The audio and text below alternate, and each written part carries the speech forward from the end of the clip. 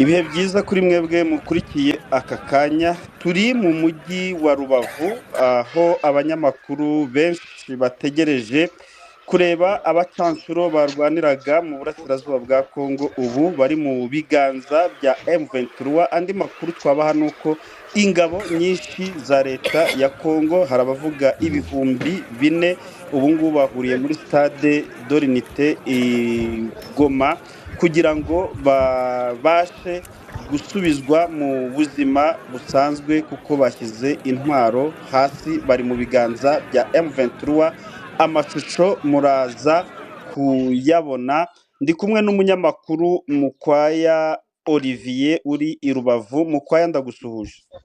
Urakoze cyane Ange, nanjye ndagushuje.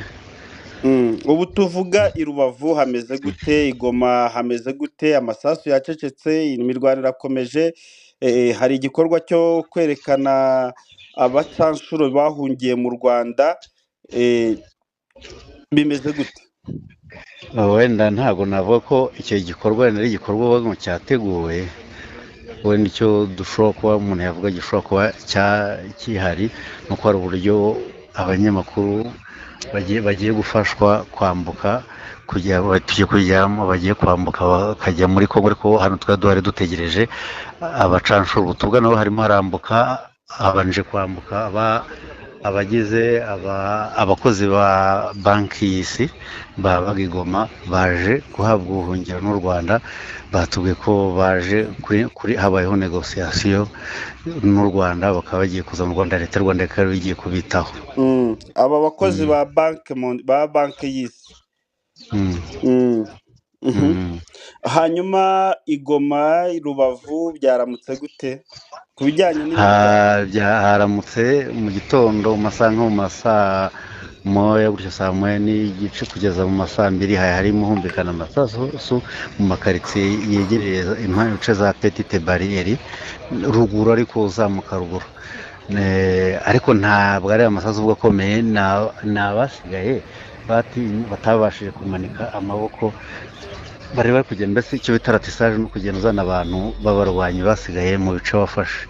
Nibyo umutwe wa M23 umugenda ukora. Ngenda bazenguruka mu duce. Twarwaniye ku kibuga cy'indege, turatsindwa, turahunga, baratwirukankana, tubura inzira tujyana ahandi tuza hano mu Rwanda. Umusirikare wa guverinoma. Intambara mu Rwanda na M23 urayibona ute?